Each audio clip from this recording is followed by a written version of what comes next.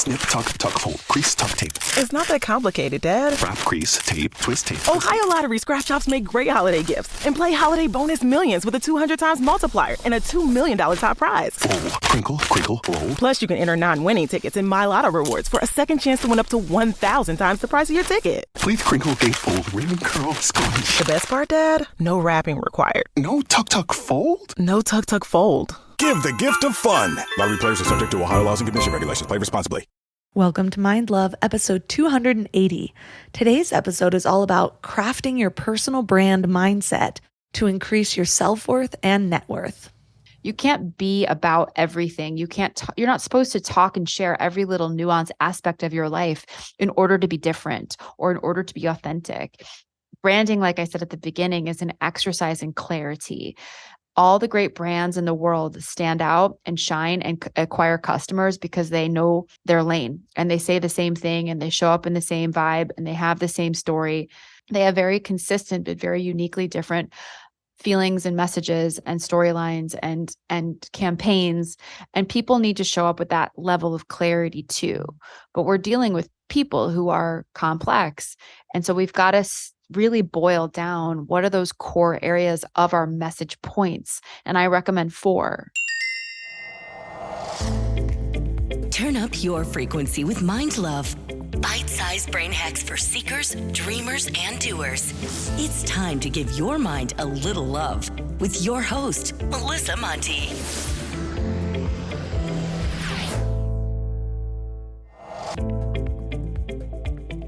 If this is your first time giving your mind a little love, don't forget to hit the subscribe button. Mind love is a habit, and the more you give your mind that love and intention, the better you'll feel about yourself and your life.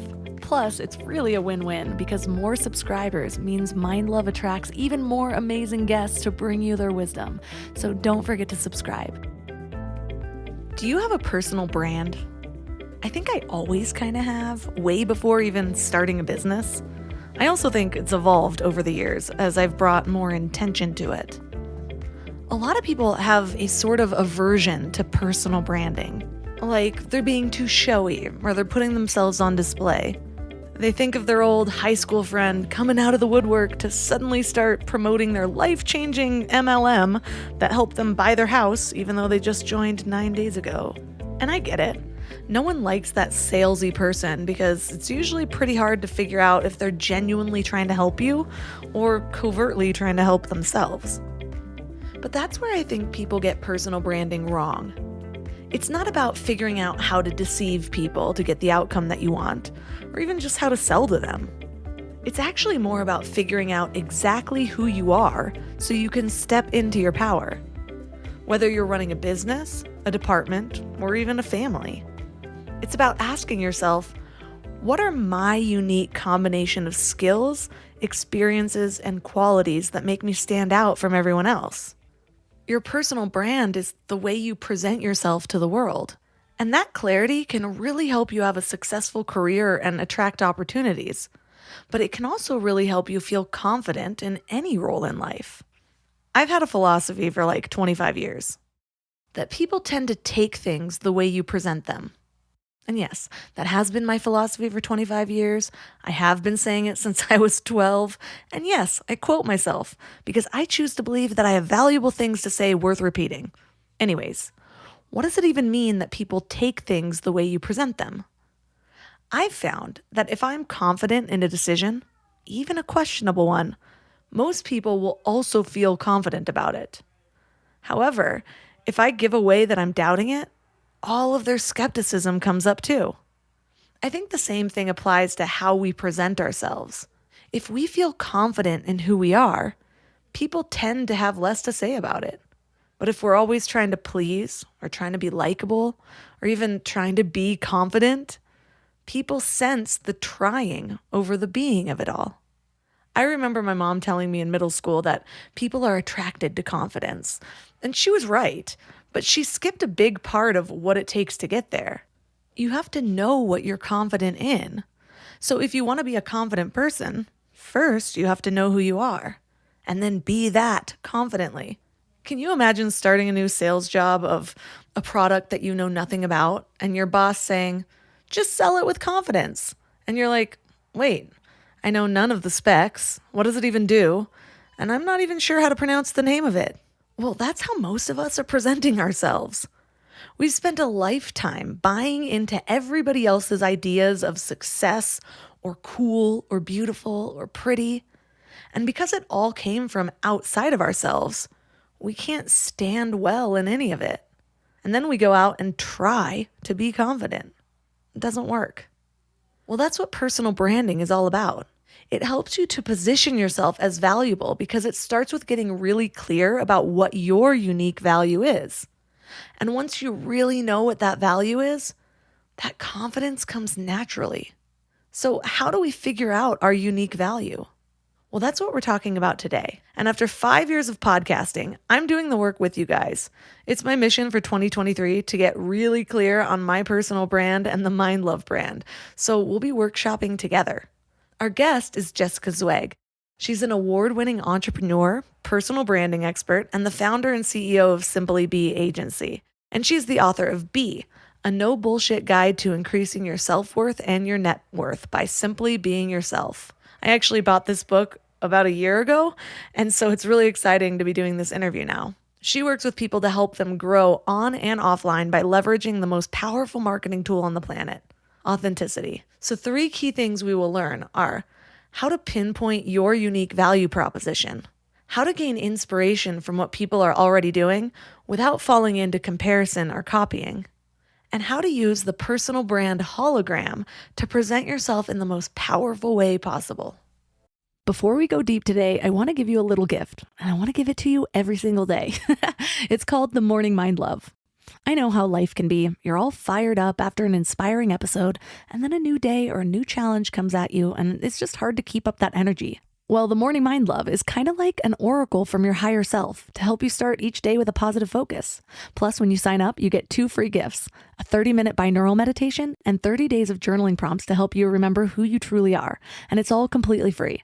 So join over 9,000 people and go to mindlove.com to sign up or text the word morning to 33777.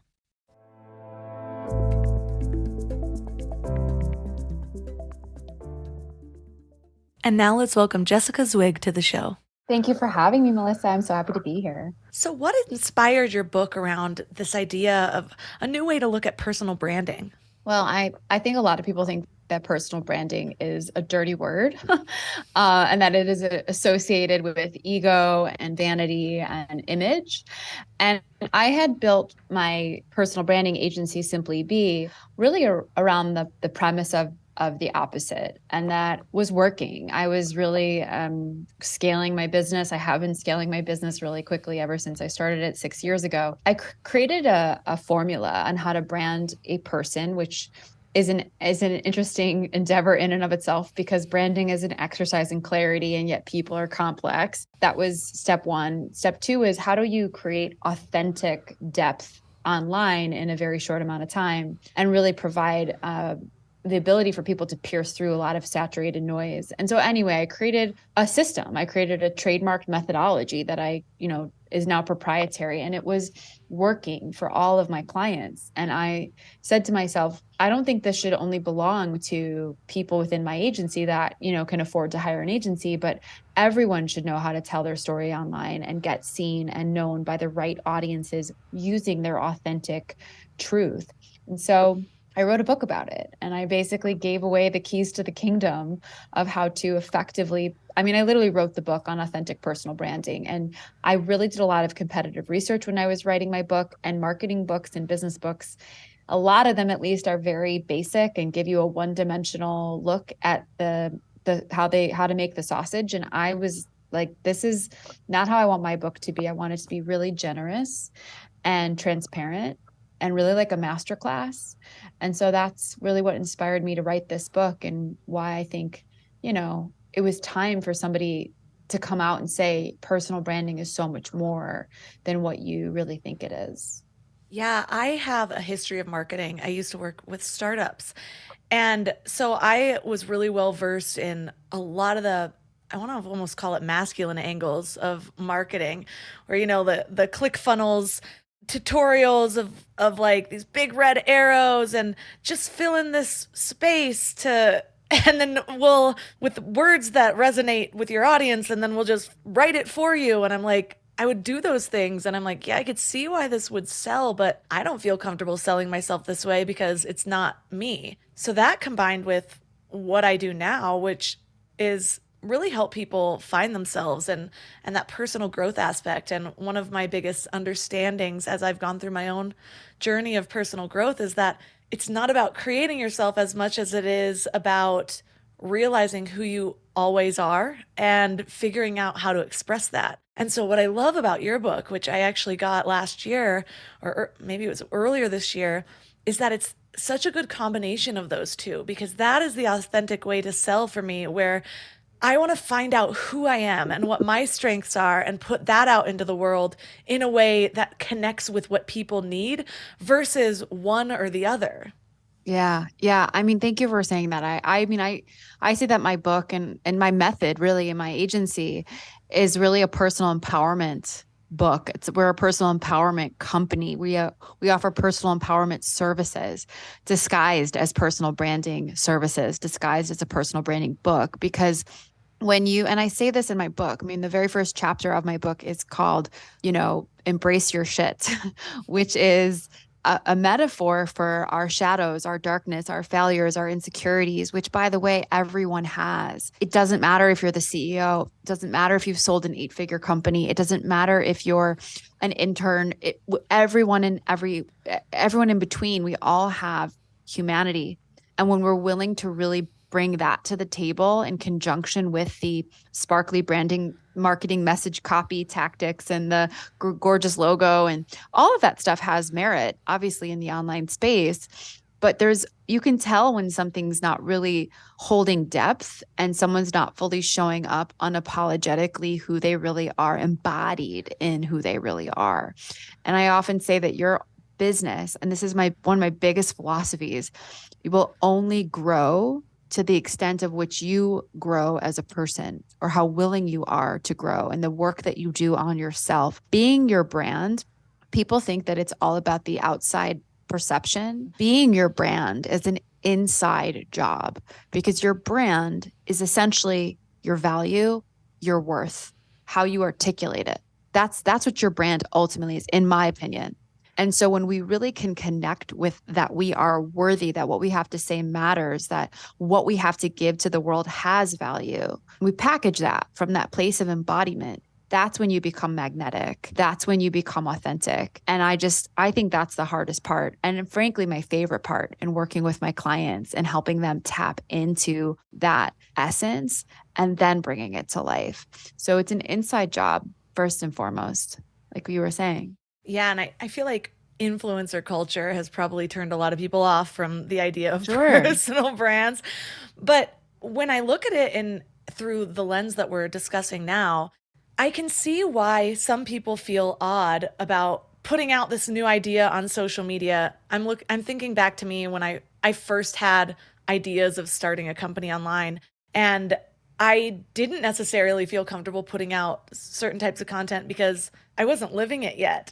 And so, of course, I felt weird pushing it out to my friends who I'd just been maybe doing coke off a toilet with the night before, And I'm like, here, now follow me in my yoga journey. It took a while for me to get really embody what I wanted to teach. And then now that I'm doing that, then it makes perfect sense when I'm putting out things online. My friends and family know me as that person as well. So it feels aligned. It doesn't feel like I'm all of a sudden hawking something that I shouldn't even be holding, Yeah. And so for me, this is such a great step in identifying, even for those who don't have a business yet, in finding out, how they want to express themselves in the world. And I find that once you start to uncover those things, once you start to live those things and become those things and see those things in yourself, that's when the ideas start flowing. That's when you start seeing yourself as somebody who can teach it to somebody else. So whether or not you even plan to get there, the steps to getting there are such important inner work, I think. And so I'm curious, going back to early on in your journey, how did you get clarity on what your personal brand was and how to eventually package this up?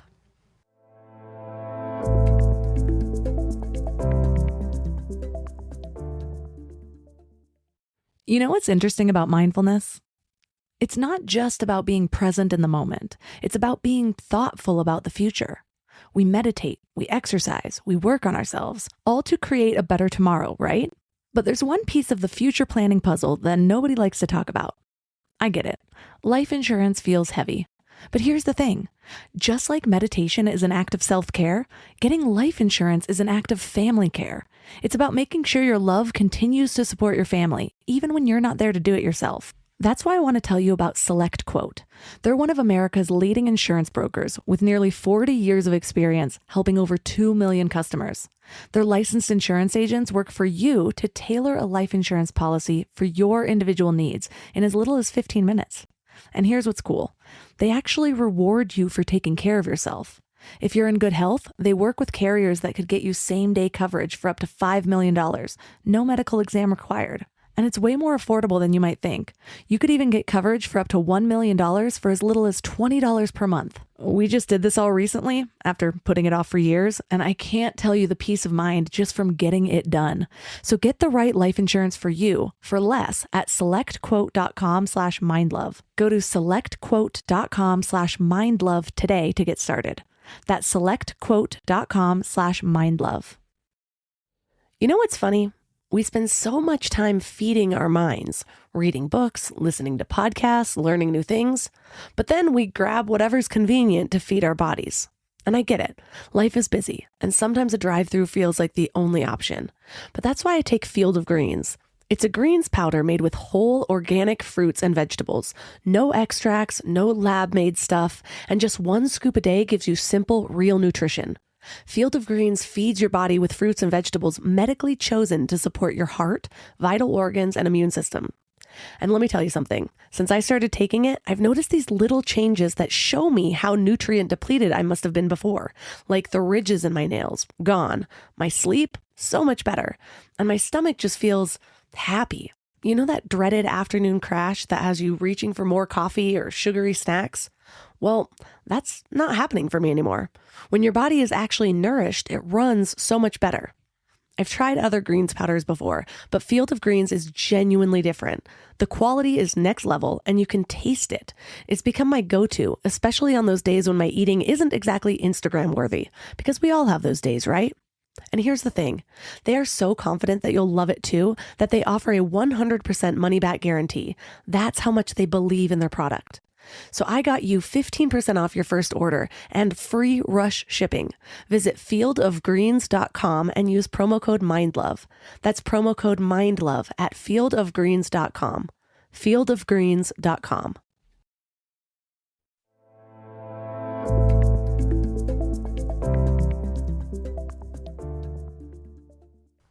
Well, I feel like we could trade a lot of stories, Melissa, because for the first chapter of my career, I was a party girl. I was running a magazine in the city of Chicago.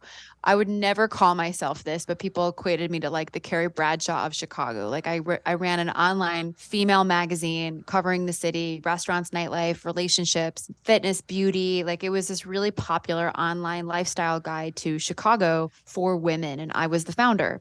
And I ran this business for 7 years, and it was my first business ever. I was, 26 when I started it. I was 33 when I walked away from it. And we were very popular. We were sparkly, and everyone thought we were so successful and cool, and we were invited to every party, and I was hosting parties, and I got emails daily from young girls that wanted to come work for me. And I was riding high on my own supply of being this like it girl in Chicago. And on the inside, we were broke. I couldn't afford to pay my phone bill. I was drinking 6 nights a week. I was getting super sick from chronic sinusitis because my body was so inflamed. I ended up contracting an autoimmune trigger from it. I had a toxic relationship with my business partner. I was chasing narcissistic men who were like abusive, and I just didn't have any sense of self or security and confidence, like true confidence. It was all, I hated my body. I tortured it with like all sorts of eating disorders. Like I was like a fucking hot mess. And yet everyone thought I was like killing it. And It took a real, true life breakdown for me, like a true on full on nervous breakdown, emotional, physical, nervous, spiritual, financial breakdown, where I couldn't get out of bed for a month to really see my own side of the mess that I had created to motivate me to change my life. And what ended up happening was I walked away from that business. I divorced my business partner. It was very messy. I ended up leaving the business, cutting a lot of people out of my life, taking care of my half of the debt, like asking my boyfriend at the time, who's now my husband, to bail me out, my parents to bail me. I had to reckon with like a rock bottom. And as I started to come through the other side of that, which by the way, took me about 2 years, I started to talk about it. I started to tell the truth of my life. And I started my own little one woman baby upstart called Simply Be Agency because I knew I was never going to go work for the man, but I, didn't want to take the magazine any far. Like I was ready to go off and do my own little thing. And when I started to really show up in truth and service to realize like, oh, I think this game called life is about helping other people. I think like not just serving myself. Like when that came online, that's when things really started to shift for me. And I started to attract and align and manifest, it's an overused word, but it's what happened. More opportunity, more right opportunity, more abundance, more of the right relationships, more of the right clients, more of the right team members, more of the right press hits and media features, and getting asked to be a part of communities that were in alignment with that authentic vibration. And so, it's a long-winded answer to your question, but I think in order to get on any sort of soapbox, which in some way we all are, and teach a thing, to be the teacher of a thing called, say, authenticity, we have to be the student. We have to understand what it's like to be on the shadow side of the thing that we're teaching so that we are integrated. And I couldn't dedicate my life and my message to authenticity if I didn't have a real dark, deep journey with inauthenticity. And so that's really where Simply Be, my business, came from, was this idea of what would it look like if I really was fully myself? I didn't hide anything. I didn't bring any shame to the table, and really showed up with that message of learning and take the wisdom that I have had the, experience of gleaning for myself and use it to help other people. Like that's when the whole game changed for me. And so that's really at our core what we help our clients attune to and give them the confidence and the strength and the cheerleading and the team to like do it too. And that's really when I started growing my business to 7 figures and got the book deal and the platform expanded. Like we think all of that stuff comes first, or that's the goal. And I'm like, I don't care about any of that stuff today. I want to be myself. I want to live in alignment. And I would love to hopefully dedicate my life to helping other people do that too, like plain and simple. What used to hold me back was that I would see people sharing inspiring stories, and it would even be something that really resonated with me, things that I struggled with as well, whether I was still struggling with them or had in the past. And what I saw was that the people were fully on the other side. And I thought to myself, well, I have to get fully on the other side in order to start showing up as that person. But what I love about your story is that you were having a breakdown and then you started this little agency. And I'm sure a lot of the growth happened after that agency. Your story is different now than it was right then. And I will say, I think I held myself back a little longer than this version of me would have. But now looking back, I was still in so much of my shit when I started Mind Love, when people were already saying, thank you for sharing your story. How did you get to where you are? Now I look back to that person 5 years ago now, and I'm like, oh my gosh, how far I've grown since then. Like, and so I think it's just a lesson for people when they think I still have so much work to do before anyone would want to listen to me, that you only have to be one step ahead, and you already are, no matter where you are. Just the awareness that you need to do some work, or that you have a struggle that you've maybe taken one step through is further than a lot of people are. And you have plenty of people that you can show up for and teach. Yes, I love this. And I just want to say that I don't think that there is a person, quote unquote, on the other side. Like if you look at all the famous people, the people you admire, the thought leaders, the spiritual voices, the famous authors, the 7, 8, 9-figure entrepreneurs you want to aspire to be like, everyone's in the middle of some shit. No one has got it all figured out. And in fact, some of the people that have the most polished looking front have the most disasters in the back. I learned that firsthand. And I just think that really staying in your own lane and knowing that whatever you're going through, like we've all heard that phrase, your mess is your message. And if we can really tap out of the victim mentality, like these things are happening to me, like I work with an amazing coach, and every time I'm struggling with something, she's like, and this is more material for you to teach the world. Like you're going through this initiation so that you can show up with more to give. And I think there's a fine line that I often toy with, because I get asked a lot about like, well, people say they're authentic, and that just means getting online and sharing all their drama, or like being overly cathartic or too transparent. Like, what's the line? And I'm often reminded of this moment in my career. I was going through a really horrible breakup with an ex-boyfriend, and I was getting on the internet and being super passive aggressive, like just leaving, stuff on Facebook and Instagram, like showing him how happy I was, or like posting really cryptic quotes, like everyone knew we were going through a breakup, right? And like a song from a line from a Green Day song or something. all of the above. Exactly. And I remember a good friend of mine pulled me aside, and she was like, Jessica, no, girl, that is not a good look. You have professional people who follow you, have people you don't even know who follow you. And she said to me, very, very, I'll never forget this. She said, the internet is not a place to process. The internet is a place to add value. So go process with your therapist, go process with your best friend, but don't process to thousands of people who barely know you. It's not the place to do it. Come back to the internet once you've gotten over this guy and you've learned your lessons, and you have something very clear to share with your audience of what you can offer them. It's cleaner that way. And I just never forgot that. So like back to our point of like no one's made it everyone's in the middle of something.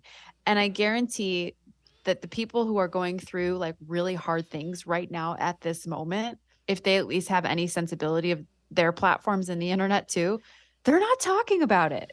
They're going to maybe talk about it in a year or 2 years or 6 months, but and so how do you toe the line of really being authentic and truly, oversharing, as I often get asked? And you can be very vulnerable. You can be very transparent. You can share some of your darkest moments in your life.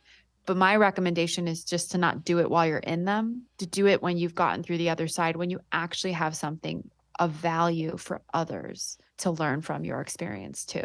And it's definitely something that I try to, well, I've learned over the years, because man, my Facebook memories really show me a side of myself that I'm like, oh my God, how do I just make everything before like 2015 private forever? I will share sometimes. I have a more vulnerable platform, but I will sometimes share like, I'm going through some stuff. This is what I'm doing. I'm taking time to myself, but I'm not getting into the depths of how deeply I'm hurting, how many hours I spent today crying. Right. And so giving people those types of tools. And the thing that I've realized is that I don't have clarity on even what's most affecting me. And so for me, sharing in the moment, it's not helpful to either side, because it's usually when I'm out of it where I'm like, oh, I thought it was painful because of this. It was actually this deeper layer.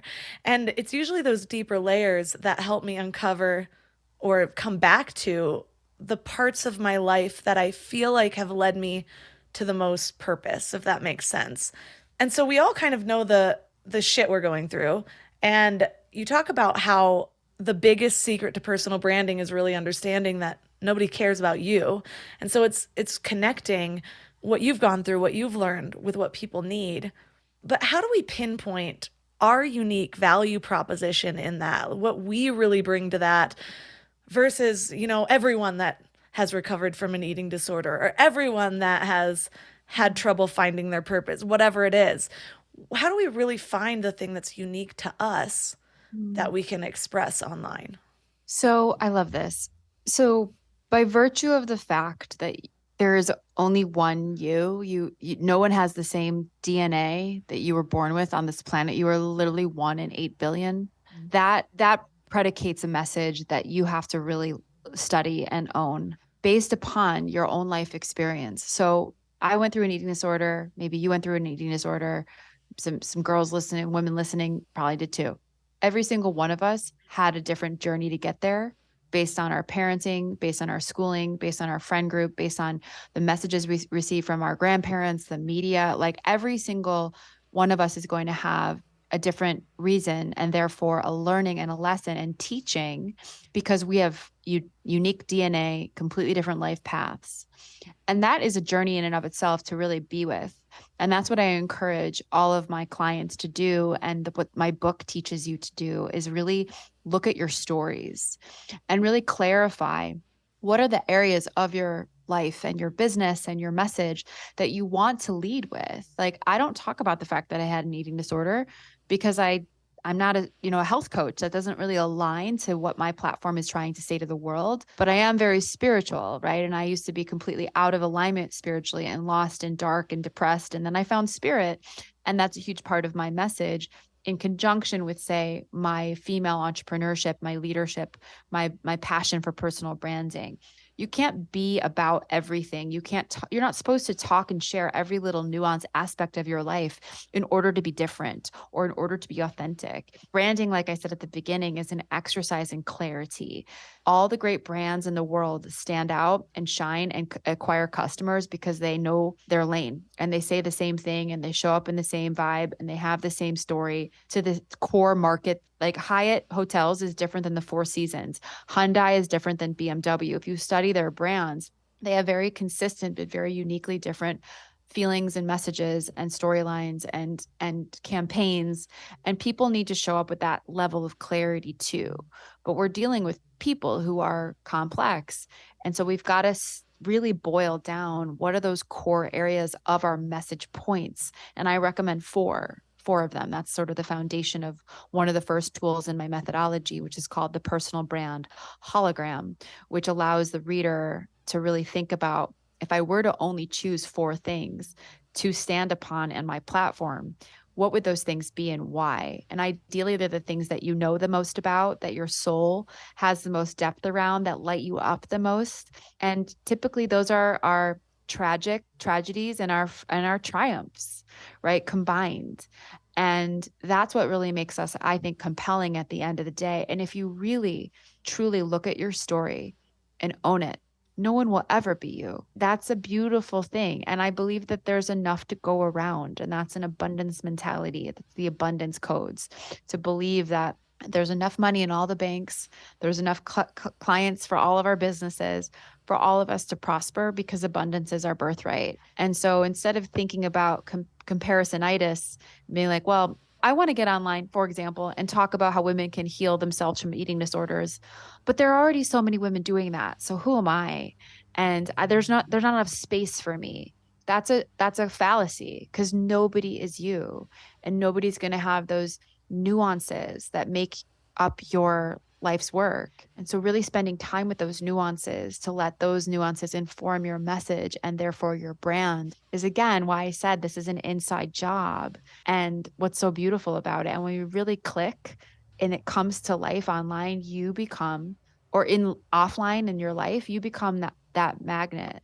And that's really the inner work that I speak to, and owning it and feeling that confidence and connection and that worthiness ultimately to being seen.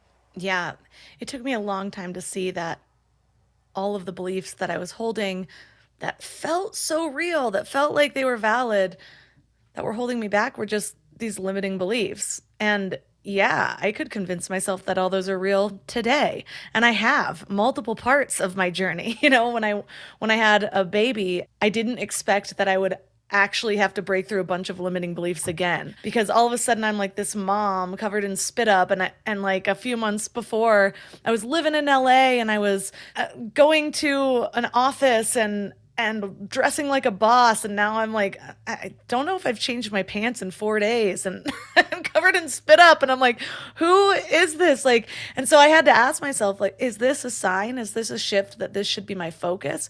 And I had to go back and do the work from the beginning to figure out, no, I still have this legacy that I want to uphold. I still have this innate desire to help people and teach people. And so when I allowed myself to actually really lean back into that, I could feel my energy coming back. I could feel myself showing up as a mom even better.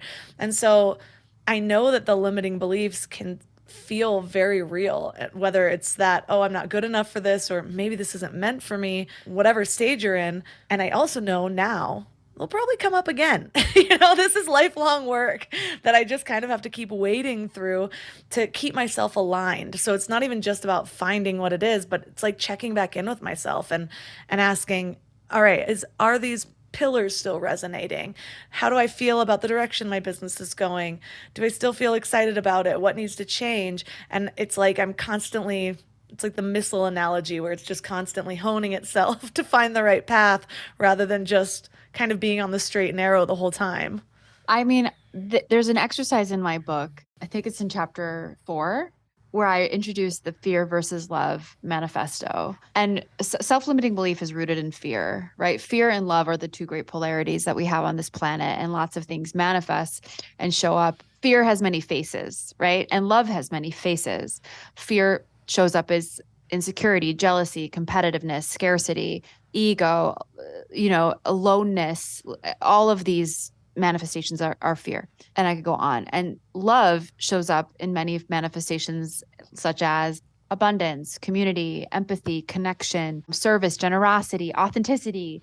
And so what I have the reader do in my book, and it's a really powerful exercise, is really, and it's challenging too, because it requires a lot of self-awareness and a bit of, humility to really own your fears, like to write them down, like AKA your self-limiting beliefs. Like, I feel like I am, for example, making this up, as a mother, become meaningless in the world because my work was taken away from me, for example, or I'm not producing anymore. I've got spit up all over me. I feel like if I show up as a leader in front of my team and cry, they're going to think I'm a weak leader and lose respect for me. Okay.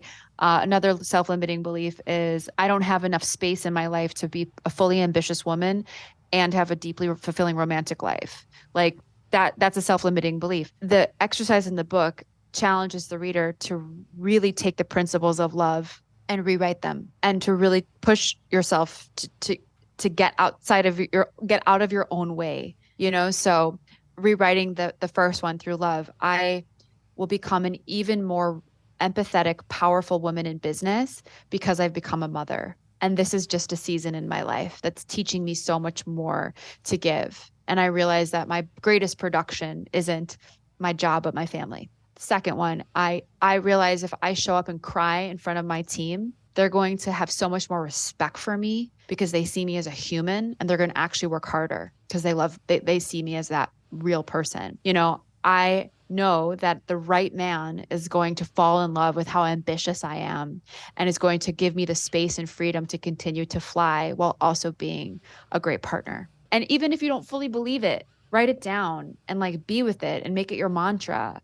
And I put this in the beginning of the book on purpose so that we can really align to our highest, most aspirational selves, because your brand, just like any brand, should feel a little aspirational. And so we want to really anchor in to that inner work before we can craft a message around it that we step forward to embody. Does that make sense? It does. And I will say that there have been aspects of my life where I've gotten that kind of clarity, and I've had those affirmational sentences, and they do feel fake at first, but through the repetition, they become my expectations. So not only do I, for example, with men, stop even entertaining the idea of bringing in a man that's less than this new expectation for myself, but there have even been times where my current situation has transformed because of the way that I'm showing up in it. I mean, I've been married almost 8 years now, 8 years. And I am blessed to have a really amazing relationship and a really supportive partner. But I mean, we're married, we have our issues, and I'll just kind of call these things in and I'll show up differently and then he'll show up differently, because we are feeding off each other the whole time. And that's just a relationship example, but that's how the universe works. You're feeding off your environment's feeding off you. You walk into a room and you have a down energy and you feel worthless. Why do you expect other people and everything around you to change the way that you feel versus trying to stand into this different type of energy? And I'm not saying it's always this simple, but just to have this intention of carrying this different energy, and you do it over and over again and you get a little bit more used to it, and then all of a sudden the world starts to meet that energy and it starts to view that energy, and you meet people that look up to you in the way that you're holding yourself. And so for me, I feel like it's this constant creation of figuring out how I want to be and then acting on that and then seeing it again manifested in my life in ways that I'm like, I thought I had no control over this, and I don't really, but I do have control over how I am being, and that changes more than I used to let myself see. You're speaking my languge. I'm super woo. You Me kind too. of picked up on that. Okay, so we can maybe go there. But you speak of the fact that this like whole reality is kind of a game. And you mentioned the word intention, and you talk about energy, and you talk about manifestation. And the only thing in this life that we actually have control over are our own thoughts, and like our thoughts create our reality. And you've heard that expression, when you change the way you look at things, the things you look at change. And we get really caught up in the day-to-day micro stresses of the matrix. I'm super guilty of it. Frankly, I've had a really hard year. I've really had a truly hard year. I've reached burnout. I reached depression. Like, this year kicked my ass after my book launch, and just really had to like get through it. And I was super out of alignment for a lot of this year. And I just recently came back from Egypt, and I went to, on this beautiful 15-day spiritual pilgrimage, and got a lot of codes. I got a lot of the light codes from the ancient, wisdom of that mystical direct portal into the galactic. And the truth is, you don't change who you are when you go on an experience like that. You remember who you are when you go to an experience like that. And this is me and my really super woo philosophies, but I guess we're here and we're talking about it. This human life is meant to be really joyful and to be really fun and to be really blissful. And we come to this planet and we gain amnesia based on the patriarchy and the way the system is set right now, and that we're in a toxic masculine sort of vibration. The divine feminine is rising. Hello, you and me are here running platforms and changing the world one person at a time. But we forget that our birthright is to live free, and that it's actually easy. And we get to sort of manipulate the game if we really become conscious and start to direct our thoughts with intention. Our thoughts inform our emotions, which impacts our energy. And we get to choose the thought. Like, we get to start the whole ripple effect, the domino effect from our brains into how we feel. And that shows up in our vibration and how we interact with people. And life starts to work for us when we remember it's actually not that hard and we're in total control. And yes, there's divine destiny and serendipity and all of the magical things that include being on planet Earth. We're sitting on the flower of life grid right now, and everything is interdependent. But we are so in control of our own destinies just based on how we choose our days. And that is what I remembered in Egypt. And that is what I'm bringing forth into my business, into my community, into my message more than ever before, that it's meant to be fun. It's actually meant to be fun. It doesn't have to be so hard. It's all been programming from our parents' generation, our ancestors, the media, just the lie, the fear that we feed off of every day.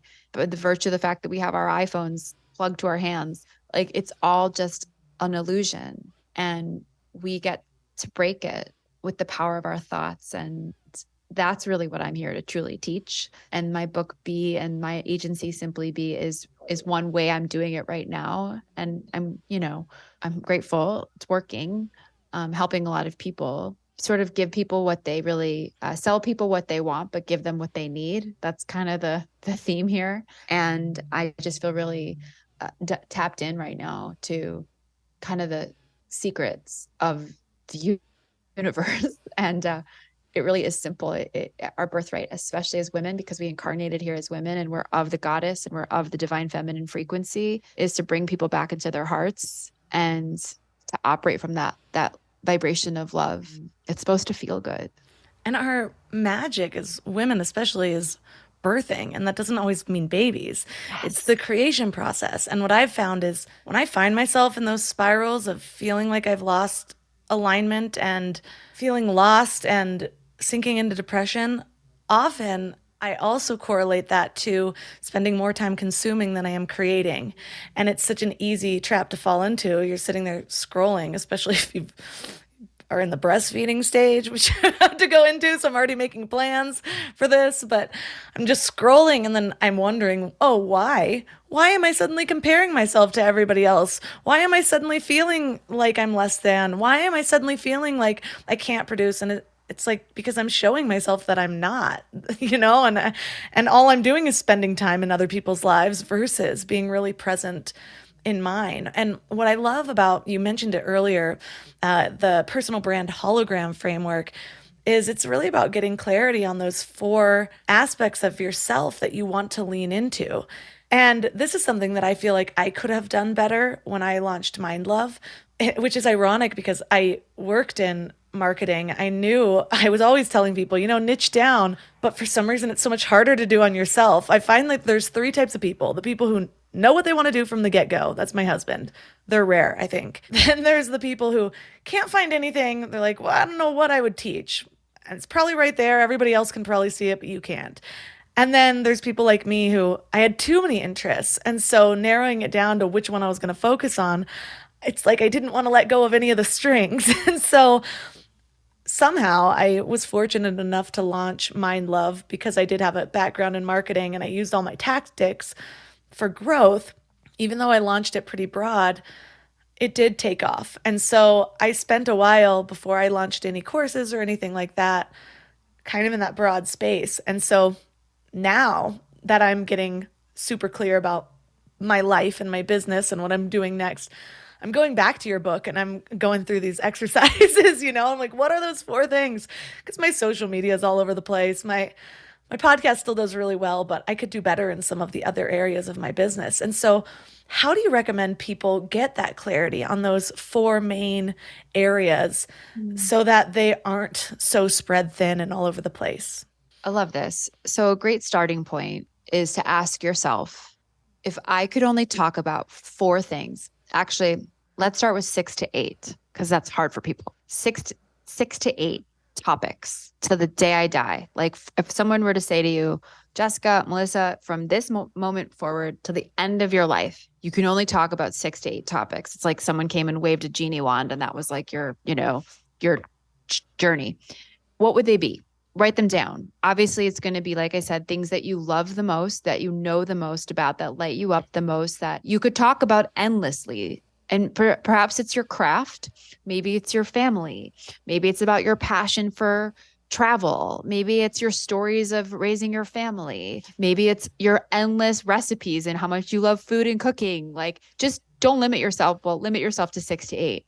And then you want to look at that list, because here's why the question is the question. Because to build a brand and to tell your story, to build a platform, you have to market yourself through content, and you need to be able to come up with topics and go deep, take your audience deeper. And so looking at those 6 to 8, ask yourself, what about these 6 to 8 actually apply to my business objectives? And by the way, your brand can change, because we're always going to be us, but we might not be running this particular business or in this particular job, working for this particular company forever. So you can revisit your brand as often as you want, but I'd like to recommend you stay the course for like at least 12 months, because branding is also an art and consistency. And that's how people begin to know you and associate you with the thing you want to be hired and paid to do. So back to that 6 to 8, you want to look at that list and say, okay, what do I want the market to really know about me? What do I want to lead with? What do I want someone to immediately think of when they hear my name? Oh, she's the woman that teaches spirituality mixed with branding. Oh, she's the woman that is all about health, fitness, and weight loss for new moms. She's the one that's all about, creating a cutting edge technology software system with a female flavor. I'm making all this up, but you get to kind of choose the shape, the narrative based upon those 4 pillars. And that becomes the foundation to what we call your personal brand hologram, which is this framework, this matrix, this tool that really serves as the blueprints to the house you build called your platform. And you can't be about everything. You can't talk about 25 things or you'll become a hot mess on the internet like I was. But you can't just talk about 1 or 2 things because you'll become noted and boring. And so we have found that 4, for whatever reason, is a sweet spot for clarity equals depth. And so that's how I would start that process and really work with people. Like you can call Simply Be, you can call your best friend, but like get a second opinion on like how you get perceived so that you really feel very clear and confident in the message you're presenting to the world professionally, because it is for your business, but you want to be you at the same time. And so maybe that traveling and cooking aspect of your message belongs in how you show up because it's endearing and relatable and it might connect more to your audience. So it's all on the table, but really challenge yourself to get specific and clear and align it to your business objectives at the end of the day. I was working through some of your exercises and I was drilling some of mine down, and what I've spoken at conferences about podcasting and podcast growth. I've also spoken to universities about really overcoming struggles, I guess it is. And so that's where I always kind of teeter. I'm like, is this mindfulness? Is this the power of the mind, or is it overcoming struggles? It's kind of all of them. And then spirituality. So it's like podcasting, marketing, spirituality, and maybe mindfulness. And so I'm figuring out the way that I can put those together, because the way you lay out your hologram is it's not just I go and do a marketing post. It's not just that I go and post about podcasting or about spirituality. It's like adding those together, seeing where they overlap. Like, how am I using my spiritual growth in growing my podcast or in overcoming struggles? How am I overcoming struggles while I'm growing my podcast? How am I marketing my podcast while I'm launching it and also bringing in the spirituality aspect to it? And so I'm thankful because I'm about to launch one of my podcast growth courses that's been in the works for a while. And it inspired me to add a whole new module because I'm like, why do I have all these things about finding your purpose in a different course? Whereas that's so relatable to figuring out what you want to podcast about and overcoming the limiting beliefs, because that's what ends up getting in people's way when they're trying to grow their podcast. They don't really believe that they can. And so seeing the way that once you lay this out and actually apply your hologram to it, if you're anything like me, you get ideas all of a sudden, these content ideas just flowing. And so once that starts happening, I know you bring in this idea of a brand supernova, where you bring in signature themes for consistency. How do you then apply that once we've gone through that first step? Well, you're making me nerd out right now because you're like totally following my formula and it's so good. You totally get it. And everything you just said, I'm like, mwah, chef's kiss, A+. You really cracked the code. So essentially the hologram is 4 different pillars, right? 4 different boxes that speak to topics.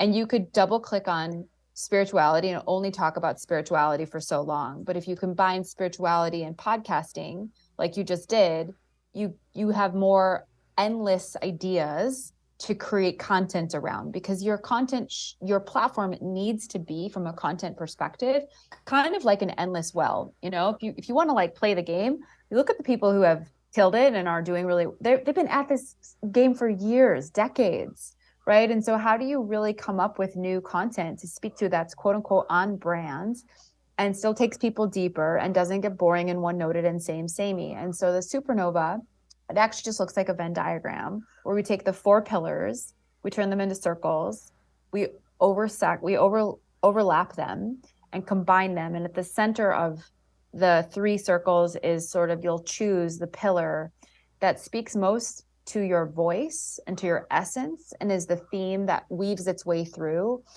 your whole entire brand experience. And that's typically not something you would sell or be an expert in or make money at. Like for you might be teaching mindfulness practices, but just in conversation with you, you're incredibly mindful. You're incredibly present.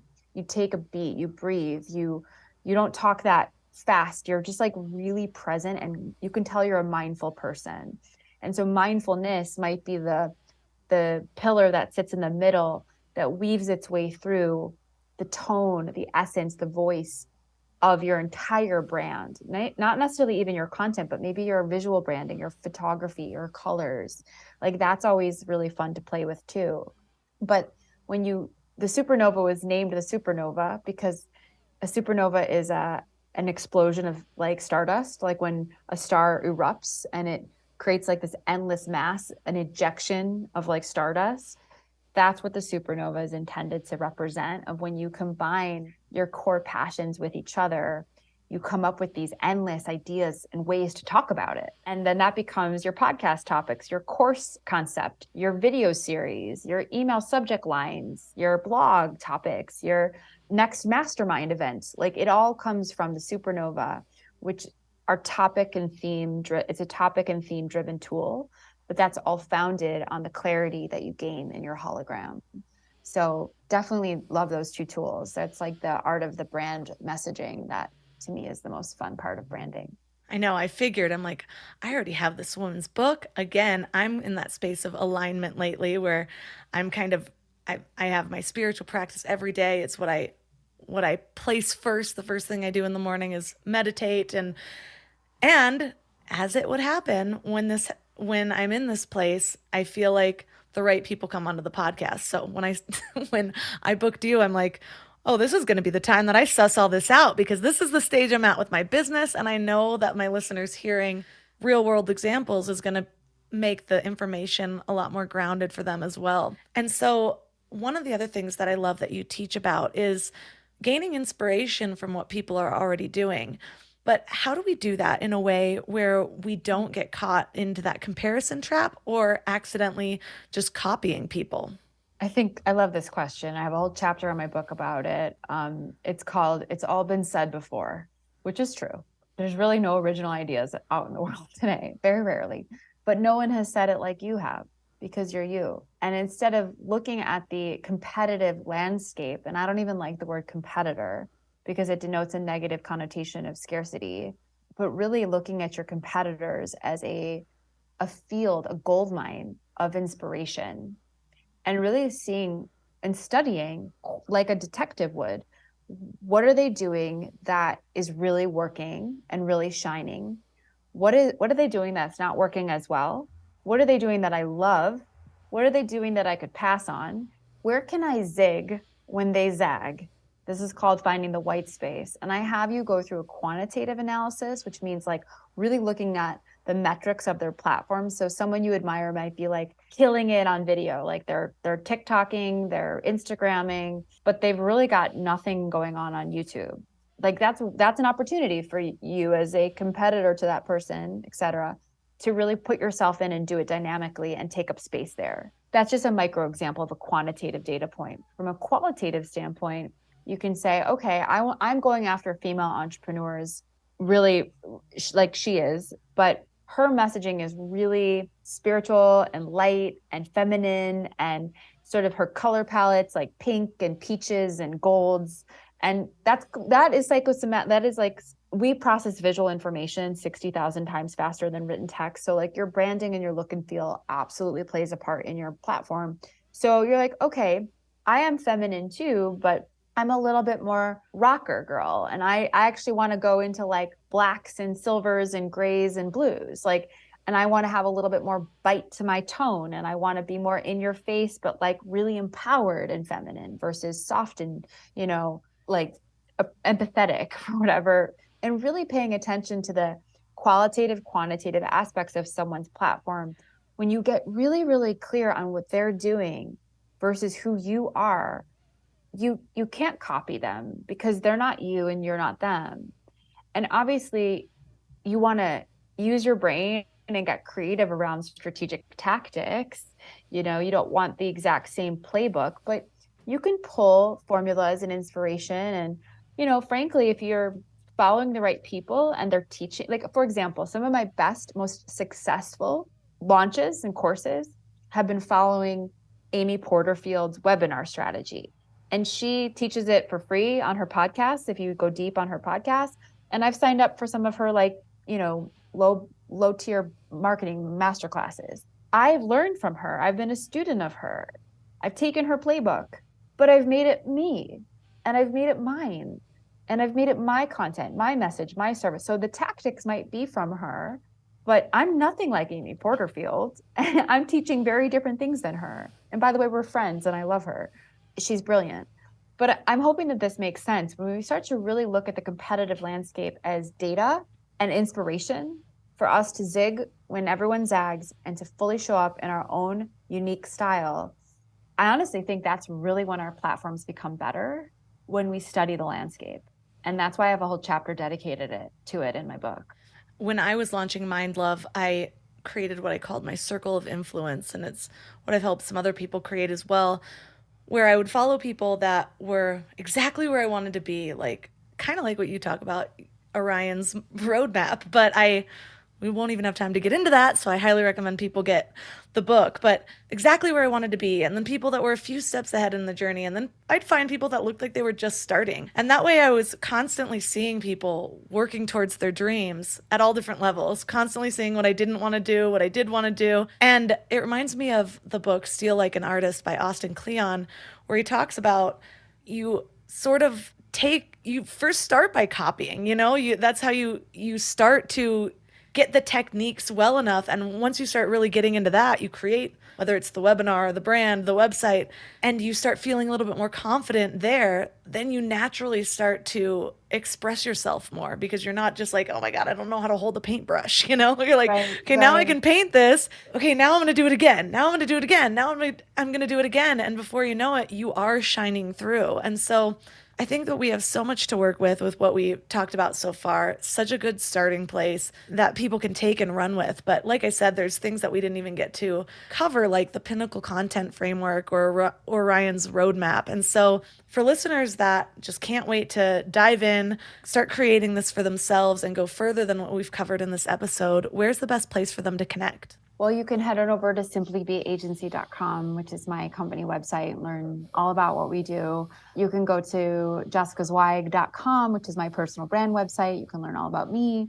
You can find me on Instagram. I spend a lot of time on Instagram too. I scroll. I don't have any excuses. I'm not breastfeeding or pregnant. I just am on it all the time. But I'm very active in my DMs. So come say hello. I also too have a podcast called the Simply Be Podcast. You can check that out. And depending on when this airs, I am dropping the paperback copy to my book B, which is amazing to be able to have, and accompanying workbook, about 100 new fresh pages of frameworks and blank worksheets and new exercises called the B Workbook, which it will be available on Amazon.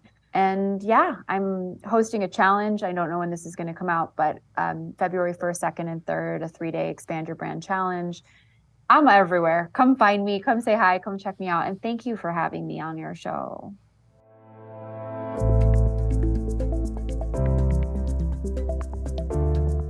All the links for this episode will be at mindlove.com/280.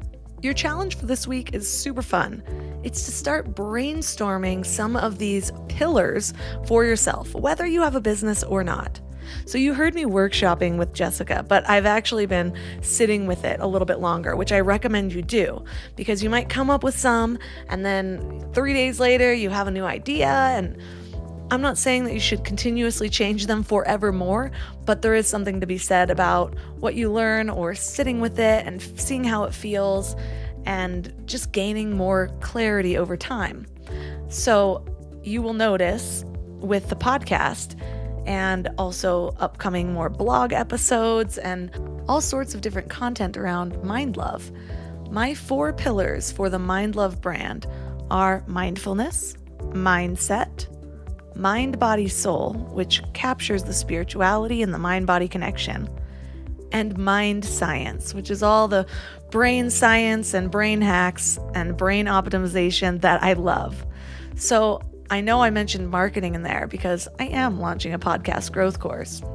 It might be launched by now that you're listening to this, but that's more of a personal brand versus the Mind Love brand. So I might be playing around with that seeing how that works with my Instagram. Hopefully sending a message over to Jessica, getting her input. But this has been a really fun exercise because I tend to be all over the place with my interests, and I like that about myself. But when I start to drill it down to what impact do I want to make, it really helps me know what is worth spending my time on. And so when I'm scrolling Instagram and see an ad for some crafting course, which has always pulled my attention, and then I end up buying 1,000 crafting items, and I realize I don't ever actually want to sit down and do crafts. I'm like holding on to this old version of myself. Just this clarity has been helpful in knowing what to kind of swipe past and what to realize is in alignment, even if it's kind of a side alignment. So hopefully that makes sense. And let me know what you come up with. Like I said, I'm in the midst of this too, so I would love to brainstorm with you guys. So reach out to me on Instagram and let me know what pillars you have in mind, and let's talk it out. That's Mind Love Melissa. In case you missed it, Mind Love also has a brand new membership that I am so excited about.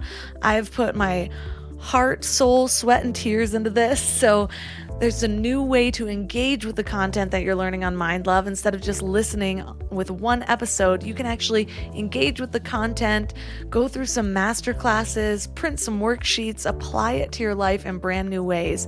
And if you are looking to make 2023 your year of transformation, Mind Love membership has the tools for you.